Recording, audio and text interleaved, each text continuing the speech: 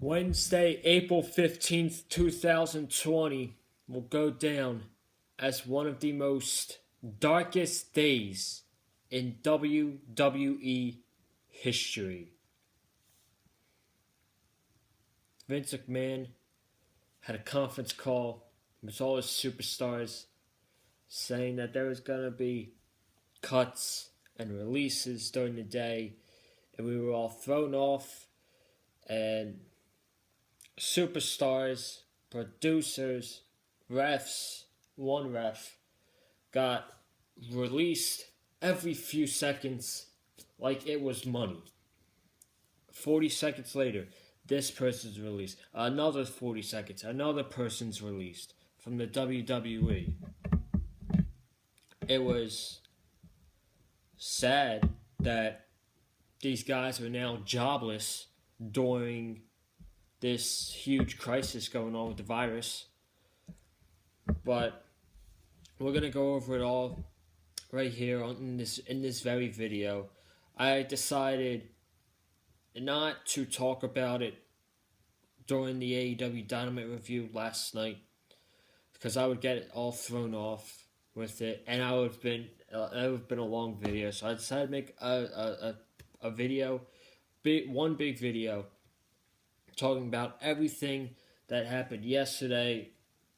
The wrestlers released, where they can go when this crisis is over, hopefully sooner rather than later, and everything, the thoughts with the wrestling community.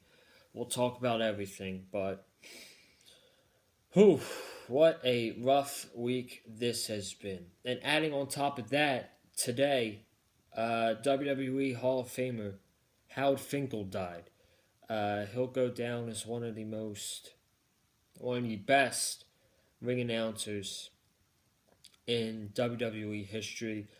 I had the honor to meet him at a meet and greet in 2015, and he was a very nice guy. So that's all I gotta say about that. Rest in peace, Howard Finkel. But before we talk about all the stuff happening yesterday and in the WWE, make sure you guys go check out the Monday Night Raw review from this week, Dark Side of the Ring review, Jimmy Snuka, and last night's AEW Dynamite review, headlined by Jon Moxley and Jake Hager in a AEW World Championship no holds barred match. So here we go, man. Let's get started. Hopefully I'm not here for long, but we're going to talk about everything that happened. So yesterday, there was 18 superstars released. I didn't get all the names down, but some journalists said there was a release of 35 or 36 employees in the WWE. The wrestlers that were released yesterday were Drake Maverick, Kurt Hawkins, Carl Anderson, Luke Gallows, Heath Slater, Eric Young, EC3, Leo Rush, Sarah Logan, The Shining Stars, Primo Nepico, Eric Rowan, Mike and Maria Kanellis, Zack Ryder, No Way Jose, Rusev, Deonna Purrazzo, and MJ Jenkins are the wrestlers that I have on this list that got released yesterday.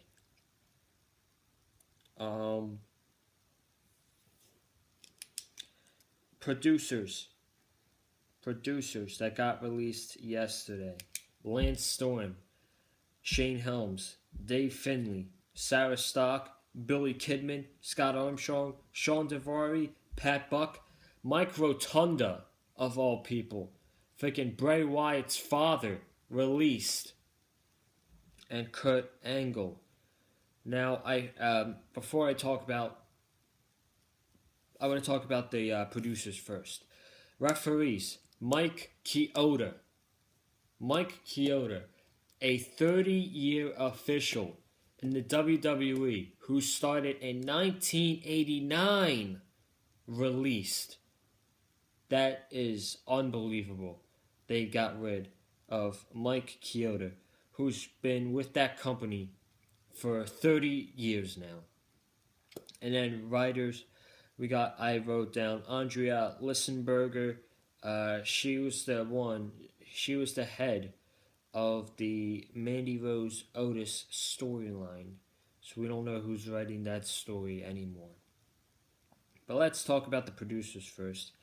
Um, it was rumored, I think this is confirmed, that the producers are not really released. They are going to be forlawed. What does that mean? That means that they're going to be forlawed. I can't pronounce it right.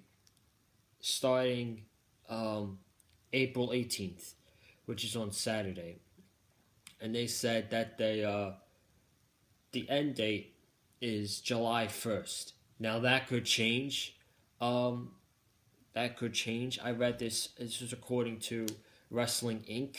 But this could change if the pandemic doesn't get any better. They could just keep pushing it back and back. If it's them returning in October or November, December, 2021, whatever. So they are not really officially released. So the guys like Dave Finlay, Shane Helms, Lance Storm, who they just hired, Pat Buck, Mike Rotunda, Bray Wyatt's father. Those guys will probably return when the pandemic is over and everything is all cleared. So they're not officially released. They're probably on leave. They're on leave. They're being sent home until this pandemic is over, and when they get back, they'll be paid. They'll be paid. Mike Chioda. This was a shocker. This was really a shocker that WWE released Mike Chioda, who's been with the company for 30 years as an official, refereeing big matches for the WWE. This was a surprise to a lot of people, as we thought they could have released other referees, but they went with Mike Chioda. Hopefully, if he doesn't come back. I don't know. I don't know how old he is. I know he's injured right now, so we'll see what happens with him when the crisis is over, the pandemic. And then the wrestlers who got released. The wrestlers who got released yesterday. I read them all to you. They are not forlawed. They are not on leave. They were actually released. They are no longer a part of the company. I don't know if they have a 90-day compete clause. I don't know. But they are free. They are not in the WWE anymore. They are currently jobless. And they are free to go wherever they want when this is all over.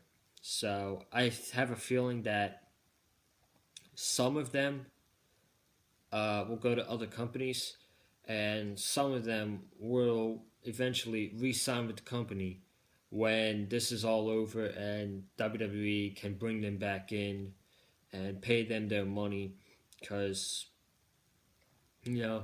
so I think part of the reason this is all for money, folks. If you don't know that, I don't know what to tell you, but this is all for money right now. They're trying to just save up money, but I'll talk about it later why they really did not have to do this. They did not have to go this route and release all of the wrestlers. But when everything comes back, we'll talk about it now, where I see some of the wrestlers ending up when this is all over with. Drake Maverick. He put out a very emotional video yesterday of his thoughts of him being released. He was crying. He's still in the Cruiserweight Championship tournament to crown an interim champion, which doesn't make sense whatsoever, because you're gonna have an emotional Drake Maverick who is wrestling in a tournament for a company that he doesn't even work for. Um, they It just doesn't make sense.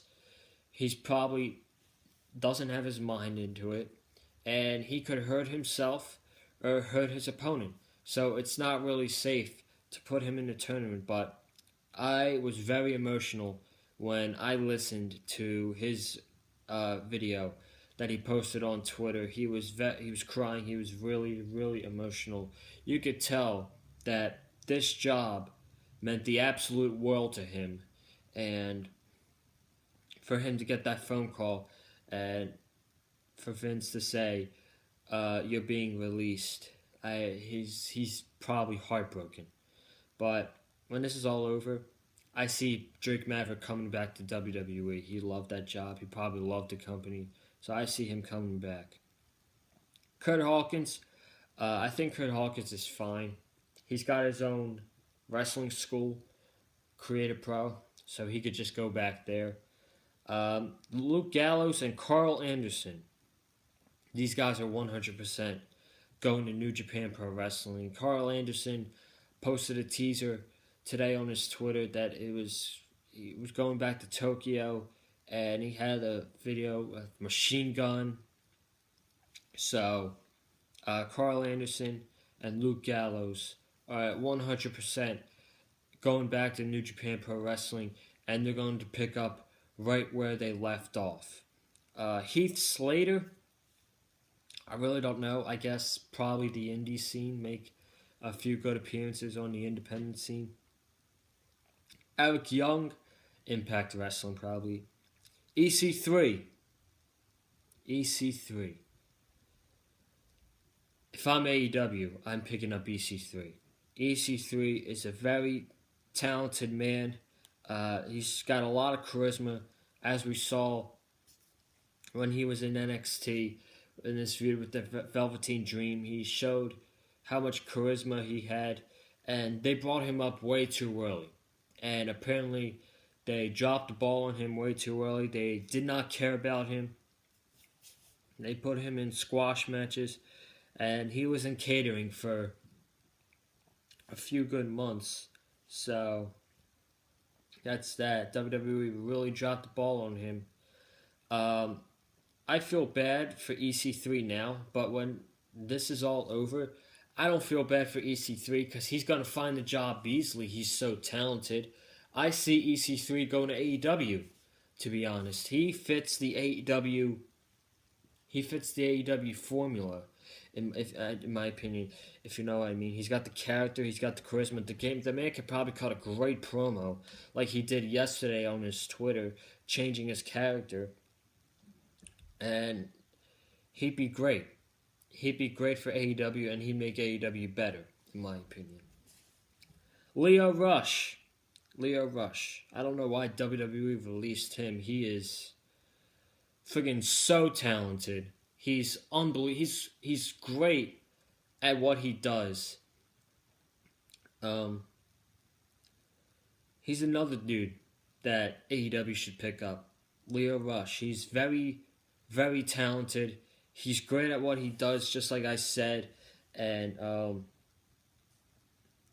he could put on bangers in AEW. You could have Leo Rush versus Ray Phoenix, Leo Rush versus Pac, Leo Rush versus Darby Allin, Leo Rush versus Sam Guevara. The list goes on. This guy would do really good, and trust me, when this is all over, he will blink once and he'll have a job.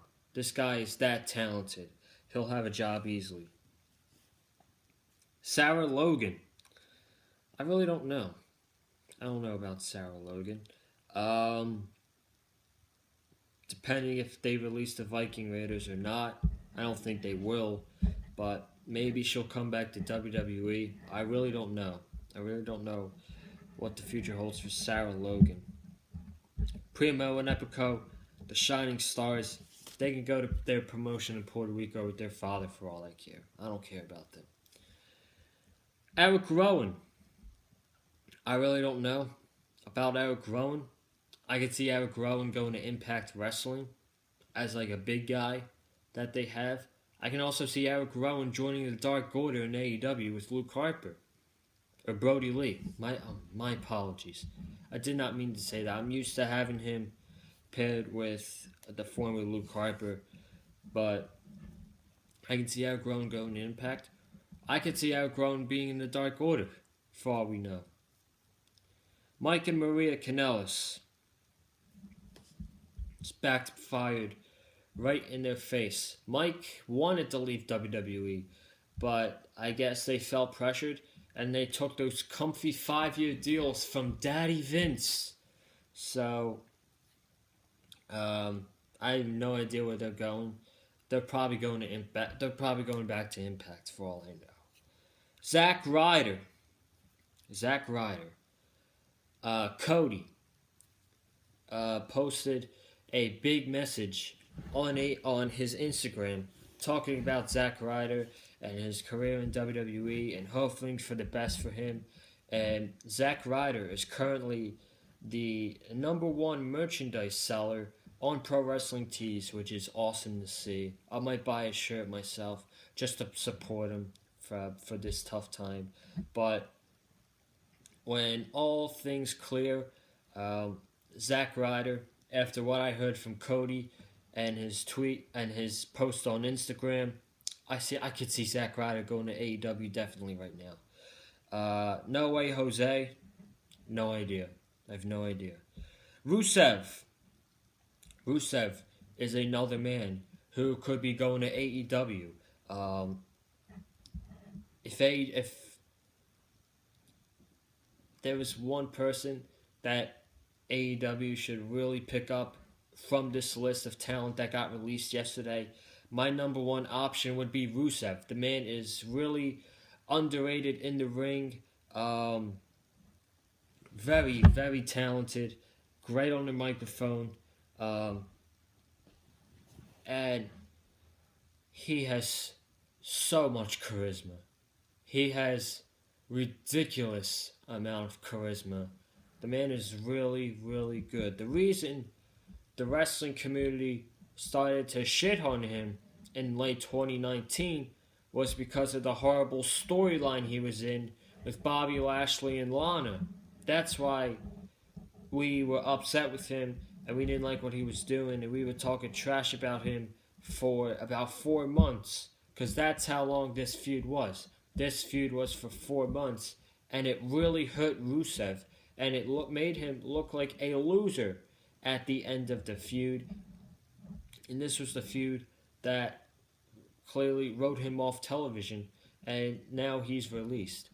So, if I'm AEW, I'm picking up Rusev as soon as this is over. I can also see Rusev going to New Japan Pro Wrestling. He could fit really good in New Japan, being in the IWGP Heavyweight title picture or the Never Openweight title picture. He could be great in both. Could you imagine seeing matches like Rusev versus Kenta or Rusev versus Tomohiro Ishii?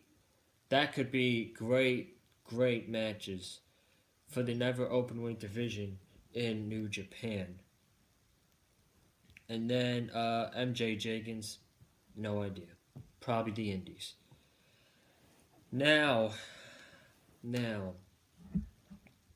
WWE has over $500 million. I'm going to search the tweet that Dave Meltzer sent out yesterday, because he is 100% correct. If I can find it, it's going to take me... It might take me a while.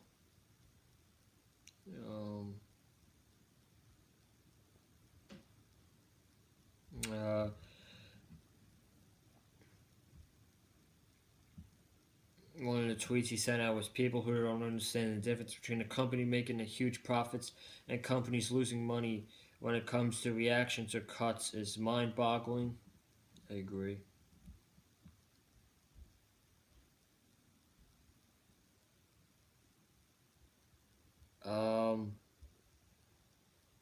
Jeez, this is taking me a while. Here we go. This has been such a sad day on so many levels. A lot of hard-working people lost their jobs at the worst time possible during this pandemic, the virus. Keep in mind, this was a company with $500 million cash reverses and still expected without it to turn a significant profit this year. What does that tell you, folks? What does that tell you? WWE did not have to do this. They chose to do this. Why? Because they wanted to save the money. They have spent years bringing talent in to the company, giving them 3-year deals, 5-year deals when AEW emerged. They brought all these talents in just so the simple fact that another promotion picks them up and it betters their promotion. Because God forbid they go to New Japan or AEW or Ring of Honor or NWA, whatever. So that's what WWE did. They were being really, really petty for bringing these talents in just to give them a contract and just to give them a home so they don't have to go to other wrestling promotions to make them better. And now they've hired these talents in for years. They've done nothing with them. They've been in catering. Yeah, they might have a good fair share in NXT, but then when they come up to the main roster, boom, it's done for them. They're done. This came back to bite WWE in the ass. This came back to bite WWE in the ass. Do I feel bad for the talent who lost their jobs and have been released? At this time period right now, absolutely. 100% I do. But do I feel bad for Vince McMahon? Not a single bit. I don't feel bad for Vince McMahon whatsoever. He has taken this whole pandemic situation very poorly, in my opinion. He's taken this very, very poorly with releasing these talents when he's got all this money, shutting down the XFL. You know, WWE. He went into WWE's pocket to help the XFL. There's no way he kept WWE's money pocket out of the XFL. That's impossible. And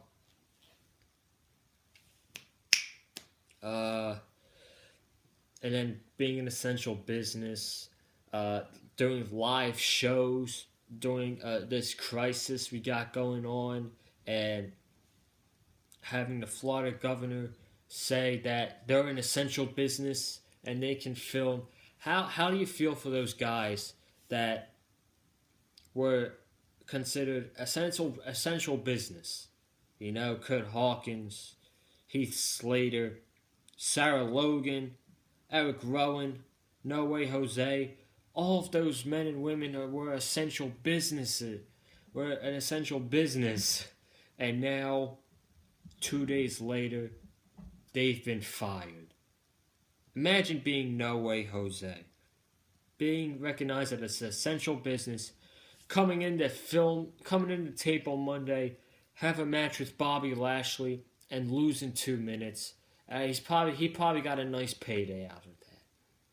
But then, 2 days later, he's released. And he's not considered an essential business. How about Sarah Logan? Sarah Logan is considered an essential business on Monday. She comes in, she faces Shayna Baszler in a Money in the Bank qualifier, and Shayna Baszler stomps on her elbow. She hurts her elbow, and she gets released. Imagine being Sarah Logan, coming in on Monday, doing that, and that's the last match you're in WWE. That is how disrespectful is that? How disrespectful is that from WWE? And then you got these apologists, these WWE apologists, and these WWE shills being like, oh, I don't know what these talent are going to do. They have nowhere to go. They're acting like it's the end of their careers. These people are acting like these wrestlers' careers are over. Like, there's no place. These WWE casuals try to make WWE seem like they're freaking perfect, and they make no mistakes. And realistically, every single company isn't perfect. AEW is not perfect. We saw it last night. WWE is not perfect. This is absolutely ridiculous. They did not have to do this, like I said, but they chose to. They chose to release all these talents just to save up money.